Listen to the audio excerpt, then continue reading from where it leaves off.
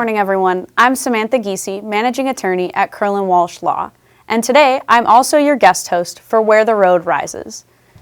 You may see it in your own family, a child, a grandchild, building something alongside their career, an online business, a creative outlet, a side project that seems to take on a life of its own.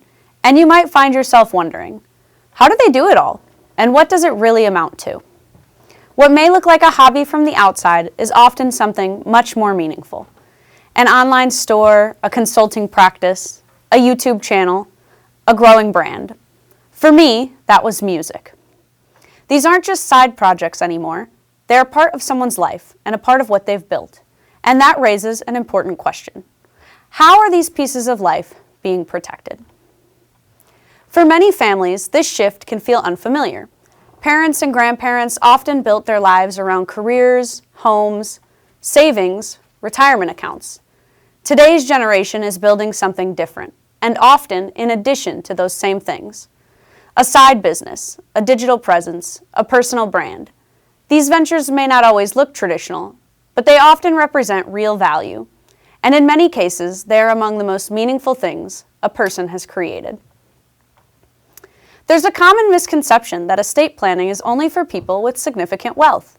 But an estate is simply everything you own or have an interest in. That includes financial accounts, personal belongings, and increasingly, digital and entrepreneurial assets.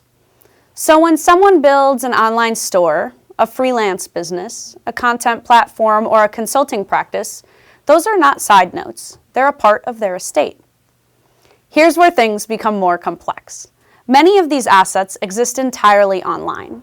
They're accessed through usernames, passwords, authentication systems, platform-specific rules. If someone needed to step in, temporarily or otherwise, would they know how? Would they know where to begin? Let me share a situation we've seen. A young professional, we'll call her Lauren, started a small online business while working full-time. What began as a creative outlet grew into something meaningful.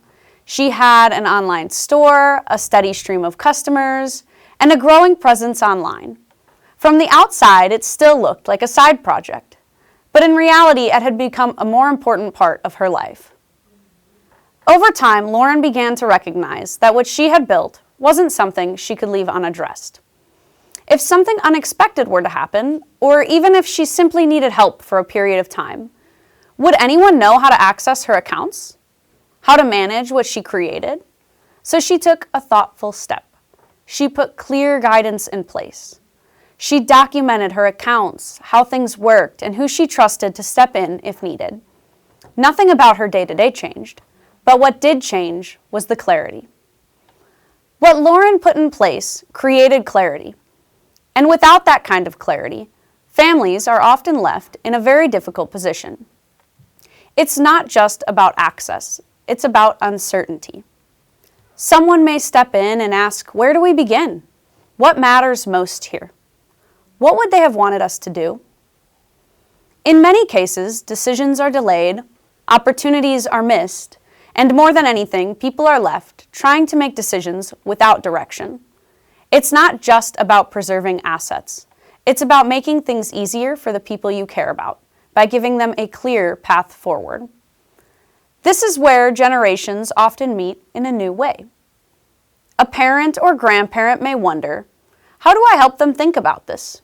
And a younger professional may think, I'll get to that later. But this is not about urgency. It's about awareness. It's about recognizing that what is being built today has value that deserves to be understood. Estate planning, at its core, is about clarity.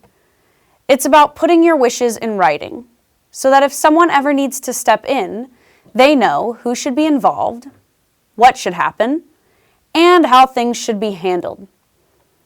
This can include organizing access to accounts, documenting how things operate, and identifying who can step in.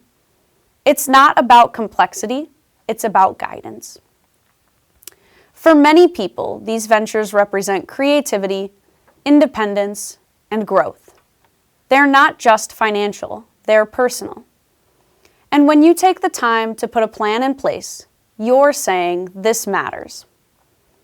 So, whether you are building something yourself or watching someone you love build something meaningful, it's worth asking, do we understand what this is? And do we know how to carry it forward if needed? Because estate planning is not just about what you have, it's about what you've created, what you've built, and how it continues with clarity, intention, and care. Thank you again so much for having me as your guest host. I'm Samantha Giese, Managing Attorney at Kurland Walsh Law, and we'll see you next time at Where the Road Rises.